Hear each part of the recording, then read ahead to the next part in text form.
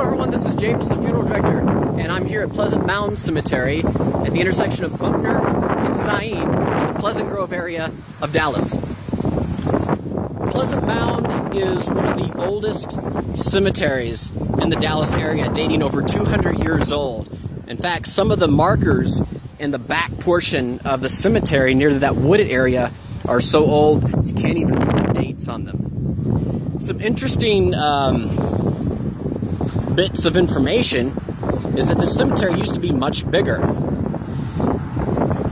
I don't know if you can see the white fence yet that we're approaching, but that's the old part of the cemetery. There's no more spaces there, so it's maintained by the city. We're going to be walking up soon to the Scyene Rd exit onto Buckner Blvd, where that truck just passed. I'm not sure when that was built, but when it was, it divided the cemetery in half. There's still, to this day, a lot of people, a lot of graves still underneath Scyene Rd. The reason they didn't move them or relocate the graves is because back then there was no restrictions. There was no outer burial containers. All the caskets were made from wood or natural material. So the act alone of just moving them or relocating them would probably destroy most, if not all, of those graves. So they left them alone.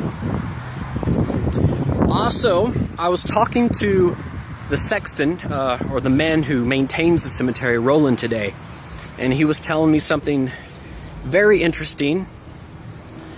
I don't know how true it is, so I'll leave that up to you to decide. Apparently, there is a group of older gentlemen, really older gentlemen, that meet out here once a year or once every 2 years.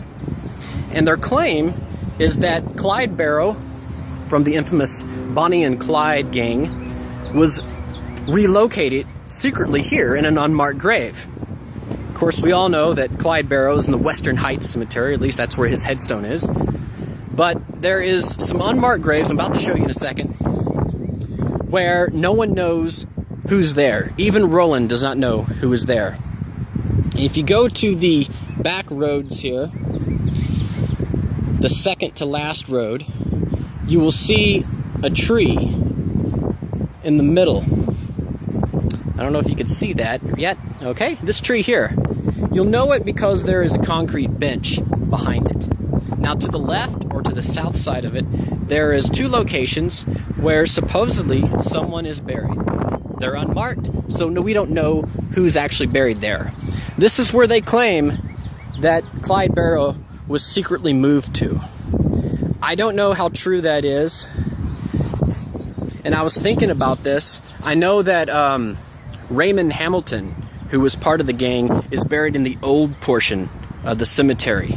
So it kind of makes sense, but I can't find any information on it, so I'll just leave that up to you for you to decide. Also, Pleasant Mound Cemetery is one of the few cemeteries that let you decorate however you want. They let you build your own headstone. You can buy the headstone from a third-party company.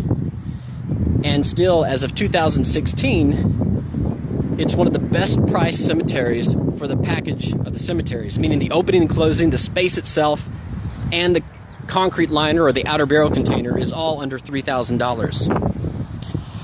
And if anyone has ever price shopped when it comes to cemeteries, they know that is a great deal.